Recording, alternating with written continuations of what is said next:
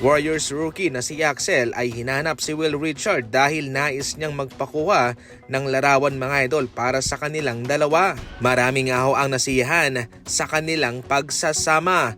So far, mas paborito na sa ngayon ng mga Golden State Warriors fans itong si Will Richard kasama si Yaxel. Yung kanilang pagsasama sa Summer League ay magpapalakas lamang po ng kanilang koneksyon at chemistry sa isa't isa sa mismong laban na sa NBA regular season. Nagkampiyon na nga ho mga idol ang Golden State Warriors sa Summer League kahapon.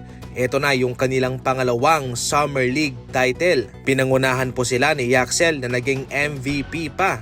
Umiscore si Yaxel ng 21 points, 10 rebound para pangunahan ang kanyang kupunan. Kanilang binura ang 10 puntos na kalamangan ng Memphis Grizzlies para ito'y kanilang matalo. Itong sina Will Richard at Yaxel ay ang bagong future ng Golden State Warriors. Ito'y marahil si Podziemski ay nagdedelikadong i-trade ng Golden State Warriors. Mas mature nga raw itong si Will Richard kumpara kay Podziemski. Si Podziemski magaling siyang playmaker at rebounder. Pero sa tingin nyo ba ay kailangan pa ba ng Golden State Warriors itong si Podziemski? Gayong mayroon na silang Yaxel na maraming magagawa kumpara sa nagagawa ni Podziemski ngayon.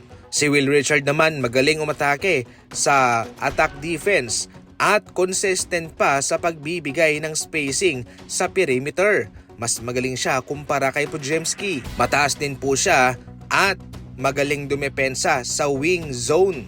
Sa pangkabuuan, mahihirapan si Podziemski dahil dalawa ang kanyang kalaban ngayon sa posisyonan, si Will Richard at itong si Yaxel na rookie. Mababa sa ngayon ang value ni Podziemski kaya hindi makaka-execute ang Warriors ng trade sa kanya lang.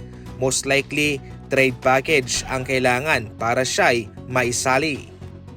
Pagkatapos na makuha si Zaccharie Risacher, ito na po mga idol ang bagong lineup ng Dallas Mavericks. Ang kanilang potential starting five ay sina Kyrie Irving, Klay Thompson, Cooper Flagg, PJ Washington at Gafford, Max Christie, Zaccharie Risacher, Nudge Marshall, Santi Aldama at Derek Lively.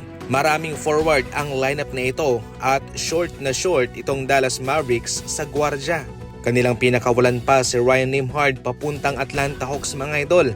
Kaya sa ngayon ay mukhang hindi pa ito yung final na roster at tila mayroon pang gagawing move itong Dallas Mavericks. Walang masyadong veterano rito sa team na ito. Tanging si Nudge Marshall, Kyrie Irving, Klay Thompson, Washington at Gafford. 4 lamang sila. Ang magiging pagsubok rito ay tatrabahuin muna ng Dallas yung kanilang chemistry sa isa't isa dahil marami rito ang nagbago, especially yung kanilang second unit.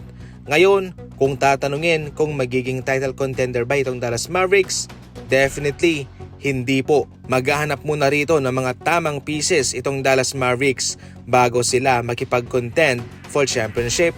Siyempre, marami pa rin po ang mga malalakas, ang Spurs, ang Pistons, ang OKC Thunder, ang Knicks. Kung ikukumpara ang lineup na ito sa mga team na aking nabanggit ay malayong malayo po itong Dallas Mavericks. Kaya sa ngayon ay posibleng makakuha lamang sila ng top 7 o top 8 na posisyon sa regular season at bonus na lamang kung sila'y makakapasok sa NBA playoff.